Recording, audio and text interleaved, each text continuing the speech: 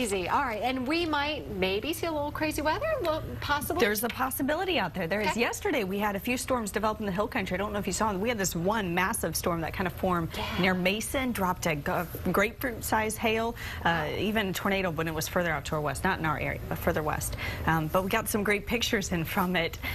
Viewers out in Llano County just seeing the clouds coming off of this storm. Incredible sunset pictures here. This one taken, of course, near Llano. Christy, thank you so much. You can always email us great weather pics at weather@kxan.com or report it at kxan.com. We always like to see what you're looking at in your own backyard.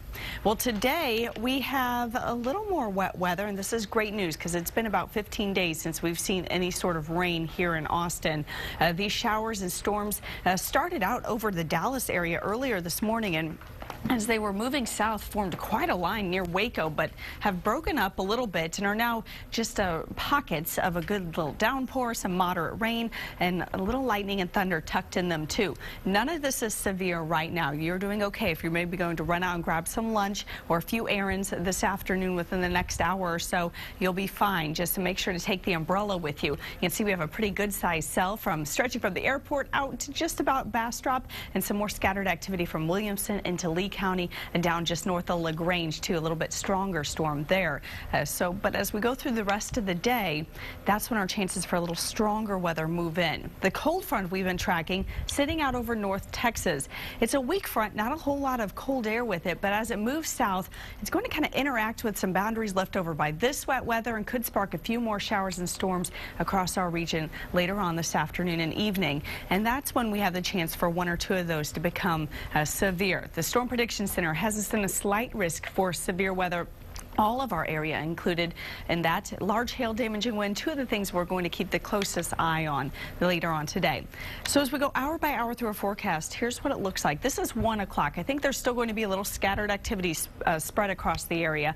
By 3 p.m. we start to see maybe a few more stronger storms develop as that front moves a little closer. That'll be the case through this evening too. This is about 6 p.m. So your ride home from work, you could run into some wet roads. Take care out there. Give yourself a little extra time and your patience on the roadways this evening. Everything clears out though north to south overnight, and by tomorrow morning we'll be left with maybe a few clouds and slightly cooler temperatures, only in the upper 60s instead of the low 70s. 83 right now though, very muggy out, overcast skies with a few scattered showers. Our temperatures in the hill country, you're a bit cooler, 75 there in Burnett, 77 in Llano, 68 in Georgetown. Reason being they had a little wet weather going on right as the temperature was taken at the top of the hour. 83 though still in Bastrop. Today, topping out upper 80s to right around 90 degrees with the wet weather continuing. Tonight, everything kind of winds down. Temperatures drop into the upper 60s.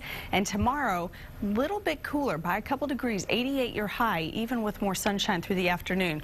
But that doesn't last long. We'll be right back into the 90s for the weekend. Saturday, Sunday, starting out in the upper 60s, low 70s. We'll hit the low 90s during the afternoons with a mix of clouds and sunshine.